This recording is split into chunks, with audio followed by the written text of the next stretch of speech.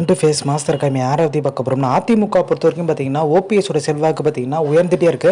எடப்பாடி பழனிசாமி இந்த கள்ளச்சாராய விஷயத்தில் பார்த்தீங்கன்னா சிபிஐ விசாரணைக்கே பார்த்தீங்கன்னா தப்பாக எழுதியிருந்தார் சிபிஎம் சொல்லிட்டு.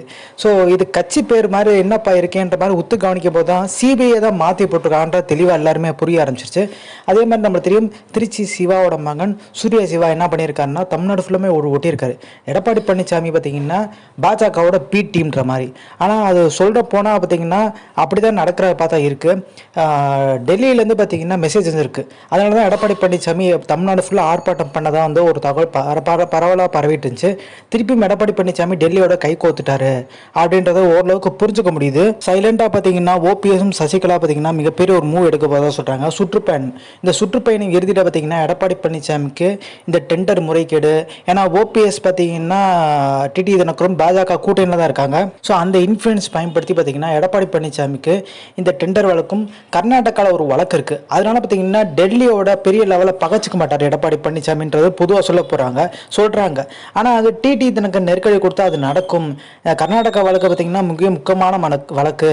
ஸோ மிகப்பெரிய நெருக்கடி வந்துச்சுன்னா எடப்பாடி பழனிசாமி டெல்லி சொல்கிறத கேட்கறதுக்கான வாய்ப்பு இருக்குது. ஆனால் டெல்லியோட நோக்கம் இவங்க 3 பேருமே ஒன்றிணையக்கூடாது, OPS Sasikala EPS. So Edappadi பழனிசாமிக்கு ரீப்ளேஸ்மெண்ட்டாக சசிகலா கொண்டு வருவாங்க தவிர்த்து அது பார்த்திங்கன்னா நடக்கிறதுக்கான வாய்ப்புகள் கம்மின்னு சொல்கிறாங்க.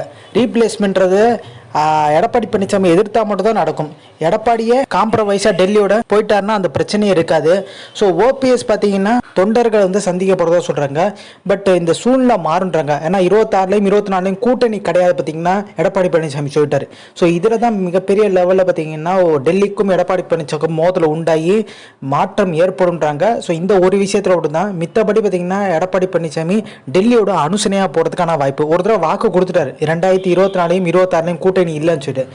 திருப்பியும் எடப்பாடி பழனிசாமி முடிவை மாற்றிக்கிட்டாருன்னா தொண்டர்கள் பார்த்தீங்கன்னா என்னப்பா அவர் நேரத்துக்கு மாற்றிக்கிறாரு, இவர் சொந்த விஷயத்துக்காண்டி பார்த்தீங்கன்னா கட்சியை அடமானம் வைக்கிறான்ற மாதிரி பேச ஆரம்பிச்சிருவாங்க சொல்கிறக்காண்டி எடப்பாடி பழனிசாமி இதில் முரண்டை பிடிச்சாருன்னா கண்டிப்பாக வந்து டெல்லி எடப்பாடி மேலே ஆக்ஷன் எடுக்கிறதுக்கான வாய்ப்பு அதிகம்ன்றாங்க. ஸோ இந்த இன்ஃபர்மேஷன் பிடிச்சா like share subscribe. Thanks for வாட்சிங் திஸ் வீடியோ.